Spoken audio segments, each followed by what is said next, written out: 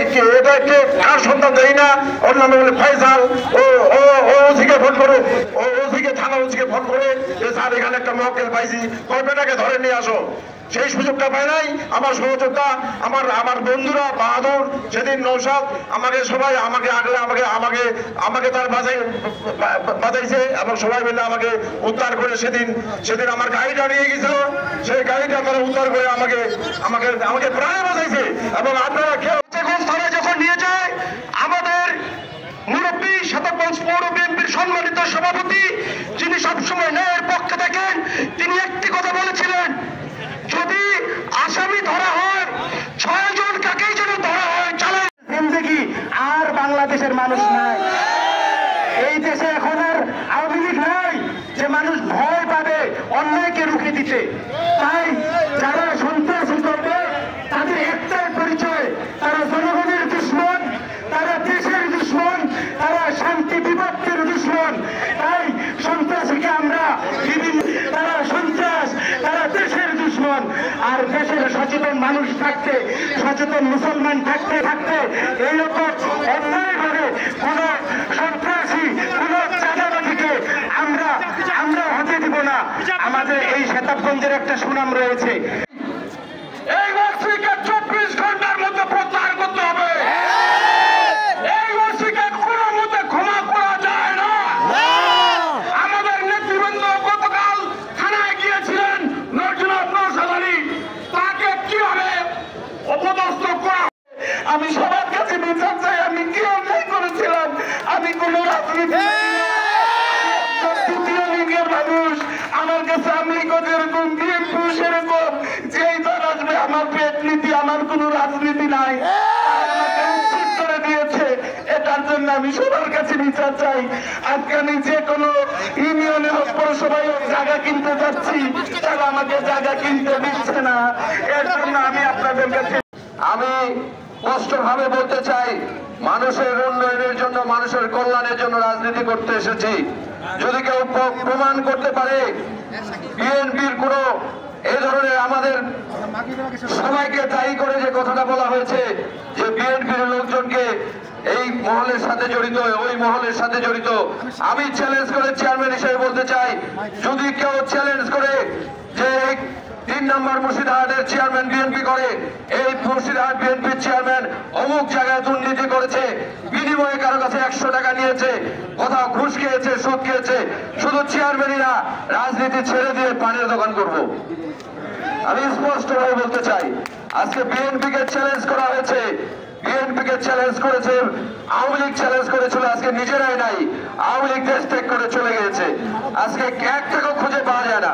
ভাই বিএনপিকে নিয়ে বড় কথা বলবেন না, কারণ বিএনপি শহীদ রাষ্ট্রপতি জিয়াউর রহমানের হাতে করা সংগঠন। 19 দফা কর্মসূচি এখানে পালন করে আজকে বিএনপি করতে আসছি। 8 বছর হাতে হাত ধরে একসঙ্গে রাজনীতি করেছি, এই খোঁজামঞ্জের মাঠ বিএনপির দখলে রেখেছিলাম, সেই নৌসাদের হাতে হাত দেওয়ার সাহস কিভাবে পায়? সমস্যা থাকতে পারে, শতাবগঞ্জের মানুষ আমরাও শতাবগঞ্জে জন্মগ্রহণ করেছি। সন্ত্রাসী থাকবে, কিন্তু সন্ত্রাসী যদি কোন মুরব্বীর গায়ে হাত দেয়, সেই সন্ত্রাসী বেঁচে আছে, এটা ভাবতেও খারাপ লাগে আমার। বেয়াদবির সীমা আছে, সবার সঙ্গে বেয়াদবি চলে না। তুমি বেয়াদবি করেছো, কিসের সমন্বয়ক তুমি?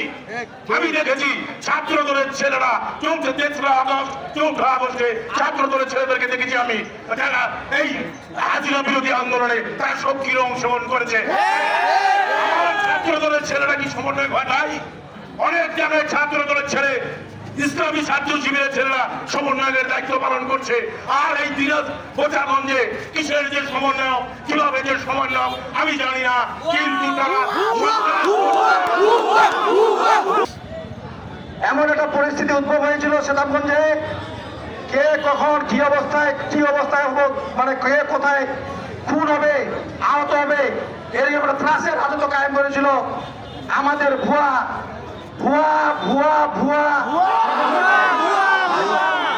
এবং সেই সঙ্গে তার চাচা ভুয়া সাংবাদিক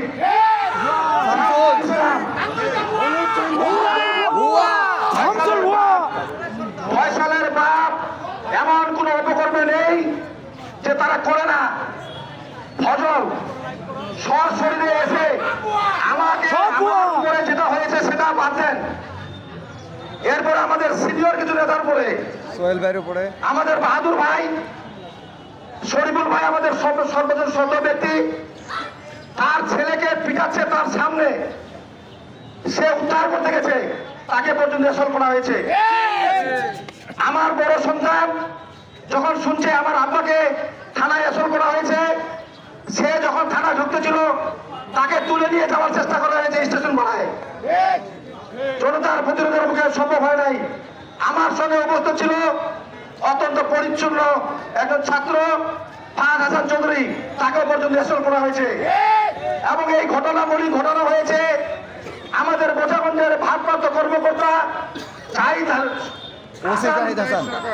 হাসান জাহিদ সরকারের উপস্থিতিতে এবং র্যাবের যে মেজর, র্যাবের যে বাহিনী ছিল তাদের সামনে তারা নীরব ছিল। এবং আমরা একথাও শুনেছি, সেই র্যাবের যিনি মেজর ছিলেন উনি এক পর্যায়ে নাকি ফয়সালকে বলেছে যে আপনারা পারলে বিএনপির লোকদের পিঠা বের করে দেন, তখন সে আরো বেশি উদ্গ্রীব হয়ে যায়। এরপর থেকে জেলা বিএনপির সম্মানিত সাধারণ সম্পাদক আমরা যখন থানায় অবস্থান গ্রহণ করি, উনি এসপি এবং এসপি সাহেব এবং এডিশনাল এসপি এবং র্যাবের যিনি উনি উপস্থিত ছিলেন এবং আমাদের যে সেনাবাহিনীর মেজর সম্ভবত তানভীর সাহেব, উনি আমাদের সঙ্গে বারবার যোগাযোগ করার পরে উনাদের সঙ্গে কিছু কথা হওয়ার পরে আমাদের জেলা বিএনপির সাধারণ সম্পাদক কচি ভাইয়ের নির্দেশে আমরা থানা ত্যাগ করে আমরা চন্দনা স্কুলে অবস্থান নেই। সেখানে বিক্ষুব্ধ জনতা আমাদের সেখানে মিছিল বের করার চেষ্টা করে, আমাদের কিছু সিনিয়র নেতৃবৃন্দের কারণে আমরা সেটা থামাতে সক্ষম হয়েছি। এ কারণেই আমরা যা কিছু করবো নিয়মতান্ত্রিক ভাবে করবো।